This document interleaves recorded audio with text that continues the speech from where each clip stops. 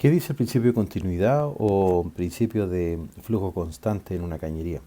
Cuando fluye un líquido, en realidad un fluido se puede referir tanto a volumen, o sea, digamos a un líquido, y en el caso también de algunos gases también funciona esto, ¿ya?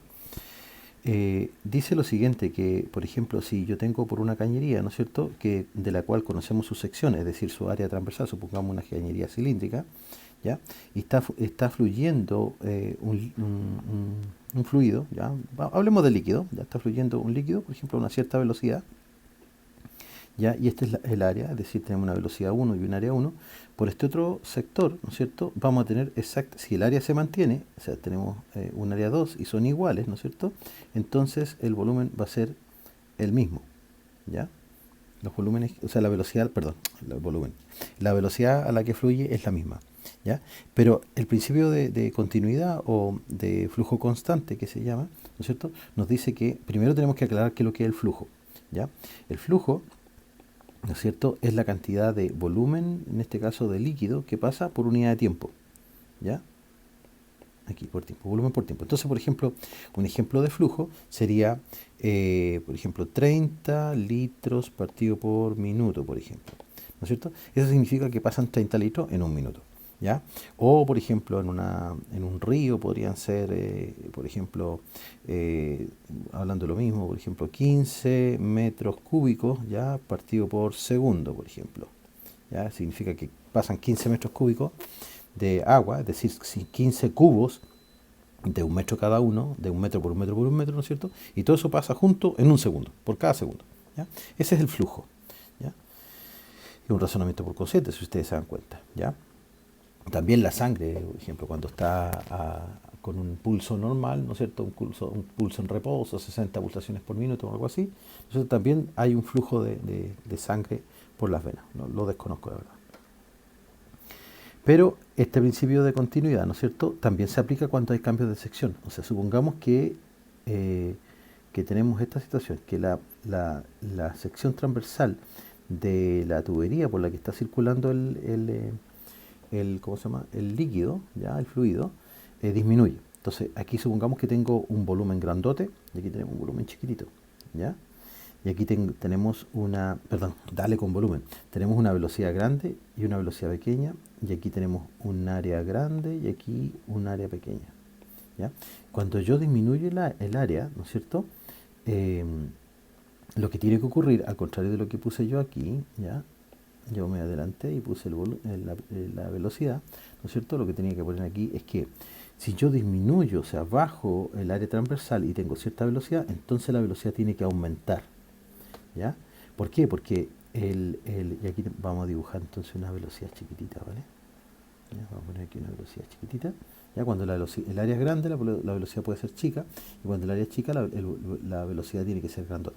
¿Esto qué indica? Que, y supongamos que a todo esto le llamo sección uno, ¿no es cierto? Y a todo esto le llamo la sección 2. Entonces, ¿qué dice? Que A1 por B1 es igual a A2 por B2. Si hacemos el mismo experimento que hicimos por ejemplo, con la ley de Boyle, esta cosa funcionaría así. Esto se tiene que mantener constante, ¿ya? Ya, mira, fíjate. ¿Por qué? Porque si tú te das cuenta, el área, ¿no es cierto? Supongamos que tenemos un área de 10, ¿ya? De 10 centímetros cuadrados, o lo que sea. Y una velocidad, por ejemplo, de 5.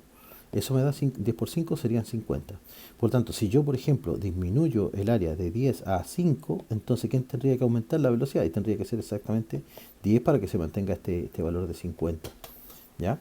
Entonces, al contrario de lo que dice la intuición, digamos, digamos, la primera intuición, es que, por ejemplo, cuando uno disminuye la sección de una manguera, por ejemplo, la gente, yo le pregunto, ¿va a salir el agua, va a salir más rápido o más lento? Y todos me dicen, va a salir más lento porque está obstruyendo el paso, pero ocurre exactamente lo contrario, fluye con mayor rapidez, ¿ya? Y esto lo podemos comprobar fácilmente. Imagínate que tenemos una manguera aquí, ¿ya?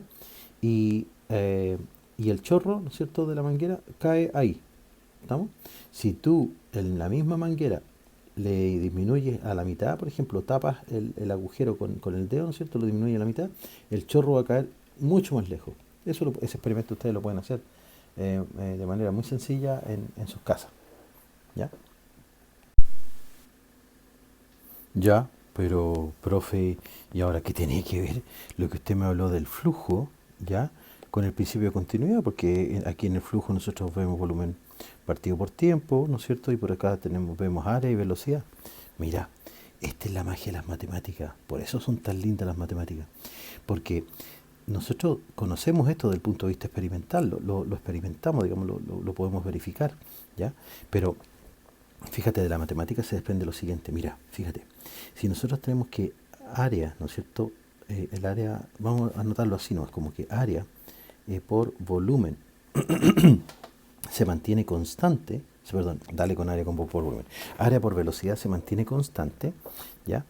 Mira, fíjate, ¿cómo llegamos a que el flujo es constante? ¿No es cierto? Eso significa que también podemos decir que A1 por B1 es igual a A2 por B2, es decir, este número A por B se mantiene constante. ¿Pero qué significa que A por B, es decir, área por velocidad, se mantiene constante? Mira, mira qué lindo, esto es hermoso. Fíjate, el área. Supongamos que estamos considerando ¿no es cierto? Una cañería cilíndrica, ¿ya? Que tiene una sección cilíndrica, es decir, tiene esta forma así, ¿ya? Ahí, y supongamos que crece o que disminuye para acá, ¿no es cierto? Tiene distintos cambios de sección, ¿ya? Ya, pero ¿qué es lo interesante de esto? Si nosotros sabemos que este producto A por B se mantiene constante, significa que se mantiene el flujo constante, porque mira, fíjate, aquí tenemos el área, ¿no es cierto? ¿Ya? Y la velocidad nosotros la medimos como distancia partida por tiempo, ¿sí o no? Mira, si quisiéramos calcular el área de esta sección, como es un cilindro, o sea, perdón, como es un círculo, ¿no es cierto? Sería el área de este círculo, ¿verdad? Sería pi por r al cuadrado, ¿sí o no? ¿Ya? Entonces esto sería pi por r al cuadrado. Y por la velocidad, que en este caso, si nosotros tomáramos una partícula, ¿verdad? Tendríamos que medir la distancia, ¿verdad? Que recorre en un determinado tiempo. Entonces diríamos distancia partido por tiempo, como lo definimos en el movimiento uniforme rectilíneo. Entonces aquí sería distancia partido por tiempo. Oye, profe, pero mira, si esta partícula de agua, ¿no es cierto?, recorre esta distancia, supongamos, ¿no es cierto? Esto define un volumen, esto define un cilindro que tiene un volumen. Mira, esto que está aquí es un cilindro, solo que está acostadito, mira, aquí, ahí, ¿verdad? Aquí está el área de la base, ¿no es cierto? Bueno, el área lateral de la sección lateral, y esta distancia que está aquí correspondería a la altura que nosotros llamamos el cilindro. O sea, esta distancia corresponde a la altura. Ya en un cilindro cuando lo tenemos dispuesto de esta manera, mira, va. Es lo mismo. Aquí está la altura y aquí está el área. Pi por r al cuadrado. Profe, mira, pi por r cuadrado, dime qué es lo que es entonces, no es más que el volumen de un cilindro. Es volumen. Ah, profe, entonces nos quedaría que es volumen, en este caso un cilindro partido por tiempo. ¿Y qué es lo que es volumen partido por tiempo, profe? Mira, ay, qué lindo, volumen partido por tiempo es flujo. ¿Ya? Entonces, fíjate, cuando yo estoy hablando de área por velocidad, ¿no es cierto? Sección transversal por velocidad, es lo mismo que esté hablando volumen partido por tiempo, y es lo mismo que esté hablando de flujo.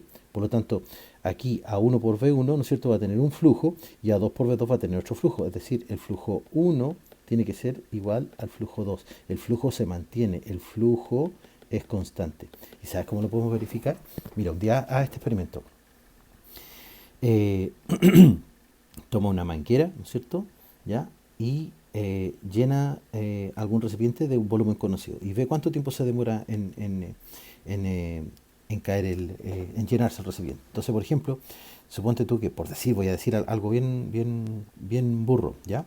Supongamos que la manguera, ¿no es cierto?, así destapada completamente, me da que el flujo sería, por ejemplo, eh, suponte tú que se llenan 10 litros, ¿no es cierto?